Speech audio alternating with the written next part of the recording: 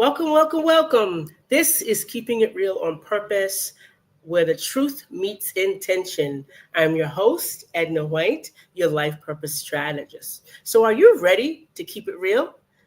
Great, because we have a great guest today by the name of Dave Martin. And he's inspiring to us because Dave Martin is a renowned entrepreneur, CEO, and author of Mega Thinking. Dave has been instrumental in guiding countless leaders to think strategically and lead effectively. I hope that we dive in this episode with some strategies for our mindset so we can be fueled for success. Welcome, David. Dave. I'm sorry, It's Dave a, to the. it's a pleasure to be here, and Thank congratulations, you. Thank you congratulations on so your much. podcast. Thank you so It's much. I'm glad to have you here because one of my favorite words is strategy. Everything needs a strategy. So let's talk about your book. Tell us a little bit about being an author of this mega thinking book. I have been taught by my parents, and then high school, college, and subsequent in business that people need to have an organized way to think, and many people don't. Some do, Right. and Yeah. so I actually learned about the concept that is the thesis of the book, Mega Thinking, in my Okay. freshman year in college when I was taking Physics 101, and it's a very difficult course, and I was challenged by it, even though I had gotten straight A's in high school. And I found a person that knew it better than me, and he gave me a technique called MegaCepts, which is basically finding the greatest thoughts on any topic. And so if you go to 2 lectures in physics and you have a notebook with 15 pages of notes, that's not thinking. That's just recording. That's putting it in Mm. memory. You have to think Mm-hmm. about it. And so the book's thesis is that you can take any topic, running a company, running a nonprofit, running a country, being a parent to teenagers, anything, being a Right. college student, and whatever the topic it is that you'd like to think better about, you can Right. refine down to 10 or fewer greatest thoughts on that topic. And the book illustrates that in 3 ways. It reshares some of my actual life experiences with the leaders that I coached, and that's Uh-huh. in the book to demonstrate the greatest thoughts on different topics, how to raise money from venture capital. Then it talks about how authorities in major topics in the world over the millennia, uh, top 8 religions of the world, top 7 forms of government, top 3 branches of science, that if you research those and find the greatest thoughts on each of those, they Uh-huh. prove that 10 or fewer greatest thoughts really capture your thinking. 10 commandments for Christianity. The Bill of Rights, the 10 for the U.S. Republic. Okay. And so then I, most importantly, because I didn't want it to be obtuse to how you do it, I took 6 actual people and Mm-hmm. asked them to apply the process, which is a 4-step process that's pretty simple but pretty powerful. And they applied that 4-step process to their topic. So there was a mother who wanted to be a better mother to her teenagers, a college student who wanted to pick the right major for his career, someone who wanted to get better at interpersonal relationships, someone who wanted to learn to be a better leader, someone Okay. who wanted to know more about and become knowledgeable about AI, which is so big, and someone who wanted to understand more about medical errors in the world. Medical errors is one of the 3 largest killers of people in the world. After Mm-hmm. so, so so what I learned in writing it was it's powerful because actual people then applied it, and that's what captured in various chapters of the book. And Okay. my goal is simple. I've given a lot. I've gotten a lot out of life in my career, my family, friends. I've given a lot back through money and various causes. And I wanted to give back what maybe is the most valuable thing I could give back, which is enough experience to believe that thinking can be done better by everybody. And if you think better, your life is better. What people kind of lose when they think about thinking is it can be intimidating or so on. But if you look at the three levels of thinking, subconscious, the brain, is the only reason we're alive. Subconscious thinking keeps us alive. Number two, simple decision-making thinking every day, getting dressed, going to the store, commuting to your work, taking care of the kids. That's stuff that we normally kind of do to a routine level and normally pretty well. But the minute you get into a little more complex subject, like the ones I mentioned that we have chapters in the book in, then you have to think in a much more structured, organized way to really think smartly. And the minute you do that, thinking no longer becomes a complex and intimidating subject. It actually becomes a lot of fun, and it becomes a source of satisfaction, because all of a sudden you feel empowered to think smarter. And when you think smarter, you feel better. Oh, that's good. I like that. When you think smarter, you feel better. So take us through one of your clients on, someone that you kind of learned from. I know you said that you had a few people that you've done this with. So take us through the steps for that, just to think smarter in any subject. So let's take a live example. I'm executive chairman and coach to a company that is in the healthcare software business. And their product, their software, is used by doctors, nurses, and PAs in hospitals to access best practices on how to diagnose and take care of patients. And the best practices are stored in the cloud, and they can, through their cell phone or a PC, access it by the bedside. So it's live, what's called clinical decision support. It turns out that lots of money flows from venture capitalists into lots of startups, and I've been involved with hundreds of those over the decades. This one was particularly difficult because there's an impression that the medical profession doesn't like to absorb new technology to help them do their job. It's partly psychological and partly don't confuse me with the facts. My mind's already made out. I know how to diagnose and treat a femur fracture. And so what we've done is apply the four-step process. The four-step process is basically first capture your best thoughts, greatest thoughts on whatever the topic is. Second, ask for input from people you trust and respect as maybe having valid input on the same subject. Third, then do very, very selective incremental research, Google or ChatGPT these days. And then fourth, finalize what that list looks like, the greatest thoughts. And again, each one of the 6 in the book I mentioned. So what we did was apply this process to how to optimize raising venture capital of $15 million for this medical technology company, and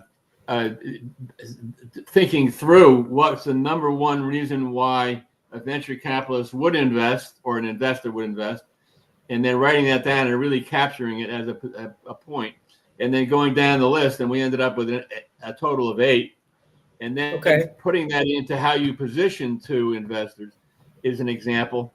And the CEO founder, who's a world-renowned pediatric surgeon, his name is Marty Eichelberger. He's also the founder of Safe Kids Worldwide, which is an enormous organization that raised $350 million from people like General Motors and Johnson & Johnson to provide preventative health for kids.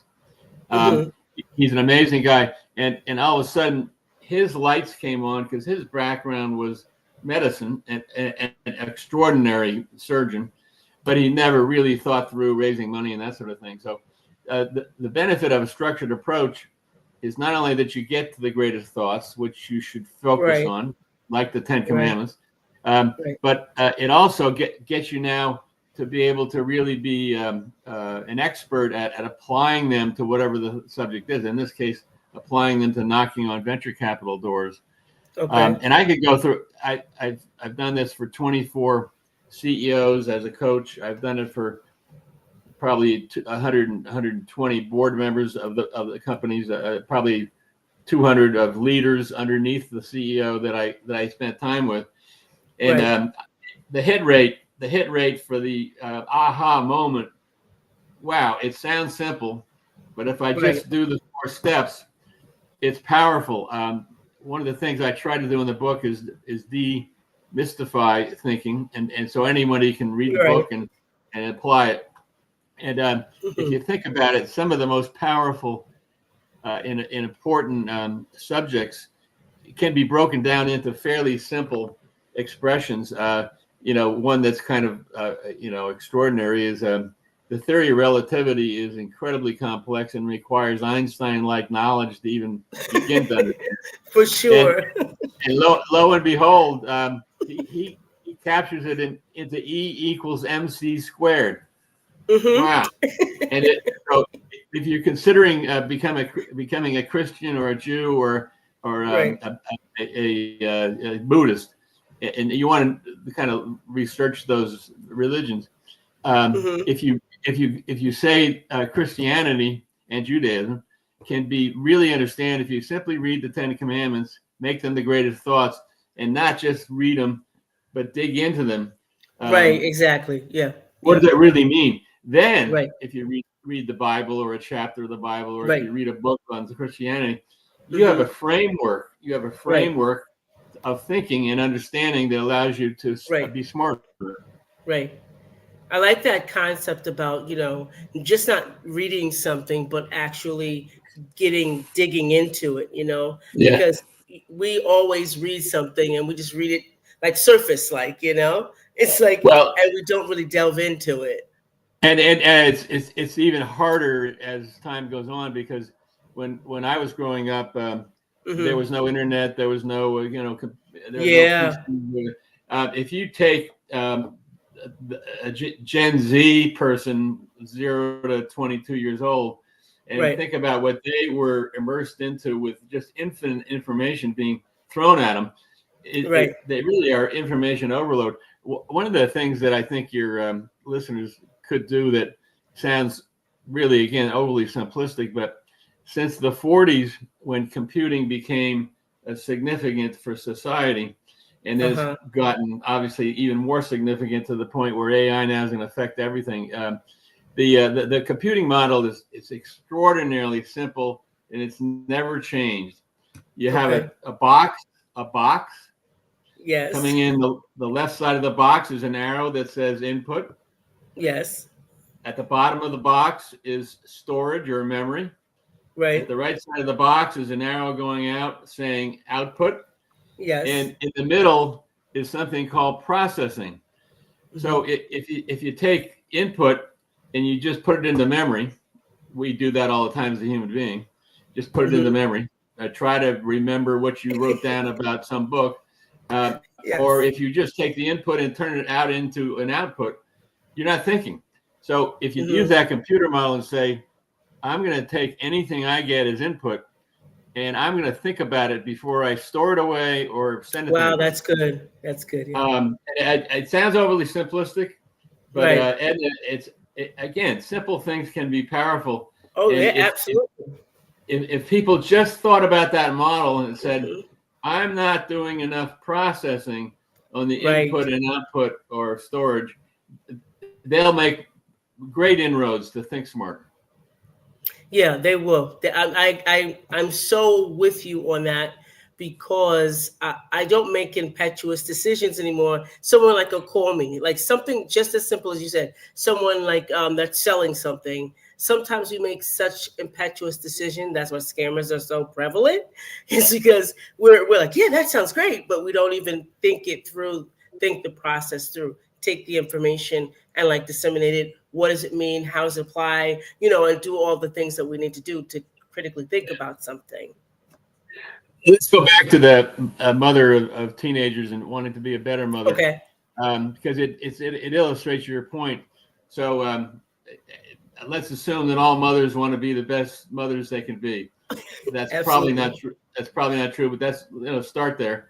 And so Yes. what you normally do to think about being better at being a parent, and Hmm. specifically for teenagers, is you think a little bit, you talk to your spouse, maybe you talk to some friends, and then you kind of just say, well, I got to do this and this, and that's good.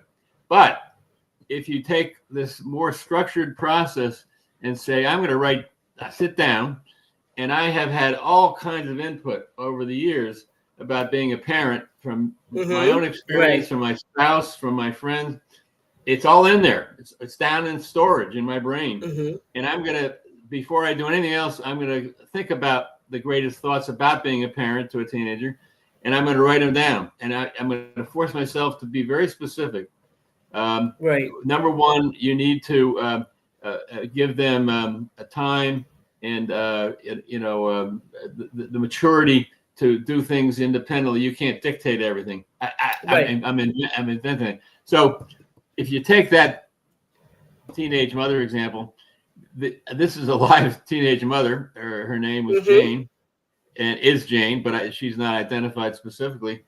And what she ends up through the process, she ended up with a list of 9 powerful new greatest thoughts for her to be the best parent to her teenager. She Wow, put them that's on the good. mirror, put them on a copy of that on her mirror. She Hmm. shared those with her kids and her Hmm. spouse. She shared that with other friends. She put it into her, iPhone. And so the benefit of the process is getting it structured to the point where you don't just say, well, I thought this before and I'm not sure what was wrong. You have Hmm. an audit trail of your thinking.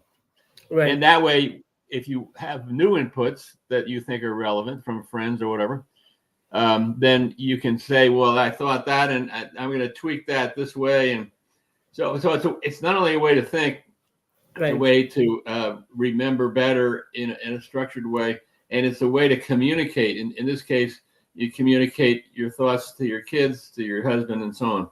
Right. That's good. Are there any specific habits or practices that you believe contribute to that effective thinking? You know, um, that's a great question. I try to address that in the book a little bit, but it's awfully difficult to generalize. If I were to take my most relevant coaching direct experience, it's those Hmm. hundreds of leaders that I coach. So if I Right. use them to answer your question, um, the ones that uh, think the smartest before they have any guidance or coaching from me or anybody else are those that um, are the better participative leaders. And participative leadership is a whole branch of leadership. It's a type of leadership. And the basic principle of participative leadership is you never Hmm. make decisions dictatorially yourself, independent Wow. of others. Whoever your team is, you participate with them in sharing what the decision needs to Hmm. be, what their thoughts are. You spend a lot more time listening than preaching and talking. Right. Okay. Listening, asking Hmm. questions. And so the ones that are kind of natural, better thinkers from the leader group are those. The ones that Hmm. are the worst are, types that are almost psychological. I've been there, done that. Don't confuse me with Oh the yeah. facts. This is what we're Yeah. going to do. Yeah. If I'm not decisive by asking other people things about a decision, I won't be considered a strong leader. I'll be considered Right. weak.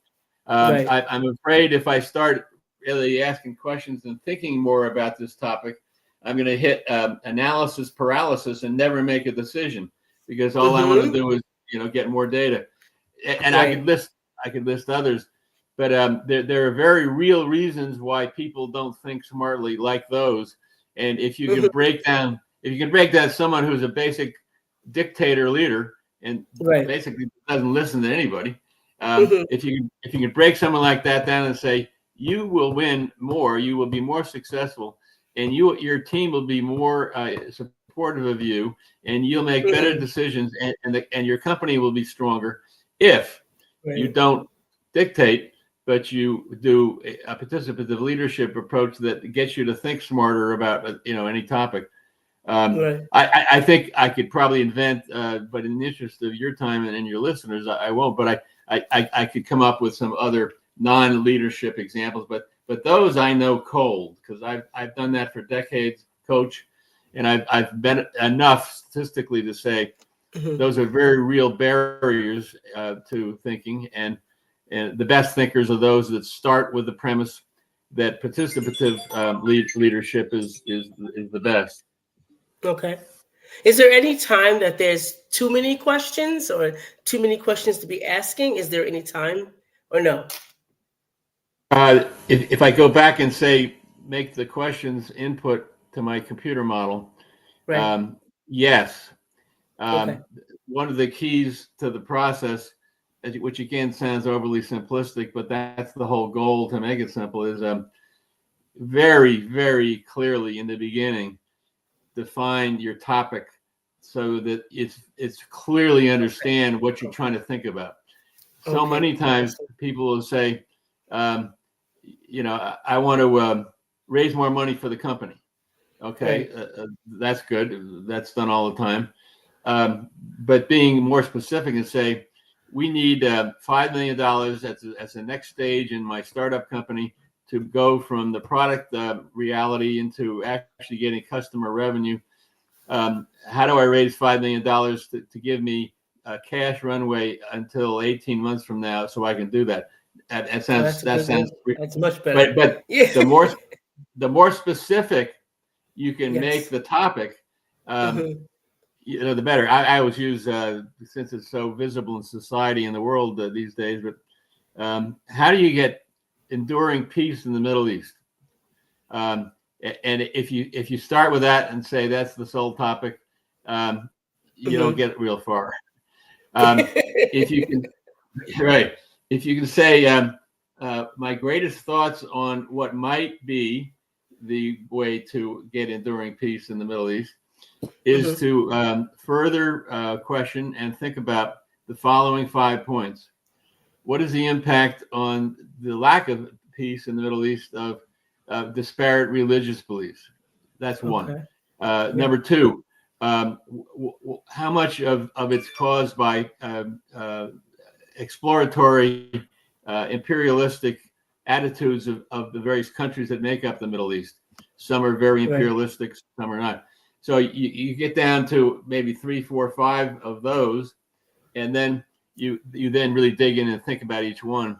I've been blessed from college friends of people that have risen up in government. One of my best friends from Princeton was Bill Bradley, who was a senator from New Jersey for 12 years, and ran for president, and is a very famous athlete and Rhodes Scholar and so on. And I've had a chance to talk to him about his experiences of government thinking or non-thinking. The stories, I'm sure we all have stories, but there's not a lot of thinking going on. There's a lot of input, no processing output. And a lot of the input is opinions, not facts. They're not the greatest thoughts. And I'm not unfairly picking on politicians and government, but if you pick an area, a segment of society where you think that better thinking would help government lead and the people would benefit, I think most people would say, okay, they're elected and some of them have great backgrounds in law, but are they really thinking in the best way they can about what to do about the deficit, what to do about the border, what to do about Russia or Ukraine? Are they really thinking, or are they simply, following their political instructions? If you take the Senate and the last 12 years, the Senate's been really close to 50-50. It was 50-50, and therefore the VP was breaking a lot of the ties. But if you look at the votes on 100 Senate bills in the past few years, it's 50-50, all along party lines. That's not thinking. Right. And then you have once That's in a right. while, I've forgotten the senator, Democratic, now independent from West Virginia, Hmm. whatever. But all of a sudden, someone like him will break out and say, I'm gonna think about this on my own, and I'm gonna come back with my conclusion. And if it's the same as my party, great. And if it's not, I'm gonna tell people what I think. Wow, wow, that's good. Well, if you're dropping in right now, we are speaking with Dave Martin, the author of Mega Thinking book. He's an entrepreneur and a CEO leader of 4 technology companies. And he's given us some diamonds and some pearls and some great ways of thinking that are different. And, I always think, again, I'm always thinking too, thinking is thinking. You have to really think, and Right. what am I getting out of this? So I really thank you for this because this is really good information. I know my audience is eating it up. And if you guys are, stopping by, this is a live, drop your comments or your questions in the box and we'll be happy to answer them for you. So now we're going to get back because this is a great part that I like, Dave. I like this part because it's called the big ask. So I'm going to ask you a question and you're going to tell us what you think this quote is all about. Is that all right with you? Well, of course. Okay, so here we go. Ready? People who get what they want are those who make the effort to know what they want. So that's a beautiful exemplification of a question that requires the person asking the question Hmm. to also think about it before asking it. So you thought about that one, and I've coached not only a bunch of business and nonprofit leaders, and Okay. more mature people, but I just love youth, and I've tried to reach out to anybody in my family, my friends, and even broader than that, people that were children of business leaders that I knew, Hmm. and anything I can do to help guide them. And the point to your question is that many people don't think through what they want, and therefore it's too vague to act on. Um, Hmm. if your specific, uh, want is to get A in physics and Hmm. graduate with a 4.0 in electrical engineering from your college, and you lay that out, and then you say, how do I get the greatest thoughts about those to say, how do I do it? It's going to force you to talk to your professors about Okay. how do I get an A in physics, or how do I get into 4.0 in electrical engineering. It's going to force you to talk to your peers in electrical Hmm. engineering, and that's, by the way, that my story about my freshman year at Princeton about MegaCepts and greatest thoughts in my freshman year. That's exactly what I did. I found a guy that had gotten a perfect result, and he Hmm. had a different approach to it than I had. I had 20 pages of notes, and he had 5, and therefore, by being more specific, you can then get the input you need to Okay. figure out how to do it optimally. Right. Right. Um, so many people in life now. I'm sounding like a philosopher, but so many people in life don't set goals specifically in Hmm. enough detail to really then figure out how they accomplish the goal. Right. In fact, many just generalize and say, I've been Yep. dealt a bad deck of cards and I don't know what to do about it. And Hmm. there's a whole psychological framework for those type of people that basically just never get specific enough about what they're dealing with, good, bad, or ugly. And so I'm sorry for being long-winded, but it's a great question, and it's so institutionalized in so many parts of society in the Right. world, that the only way to deal with that kind of a question is to get specific, and the only way to get specific is to think more about it than the general. How do I get what I want? Right. Exactly. Very good. I like that. I like the answer. You covered every base. So, what are you currently working on that we can kind of connect with you wherever you are? My continuous activity is to Mhm. be a coach to both for-profit companies, such as the medical company I mentioned, and for nonprofits. I'm involved with 4 nonprofits, and I enjoy both.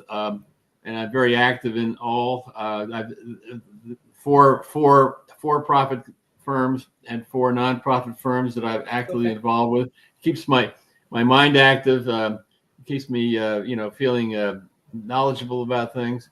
Right. The writing of the book has been an eye opener, and it's one of the greatest things I've done in the sense of personal fulfillment, Mhm. independent of how many books are sold.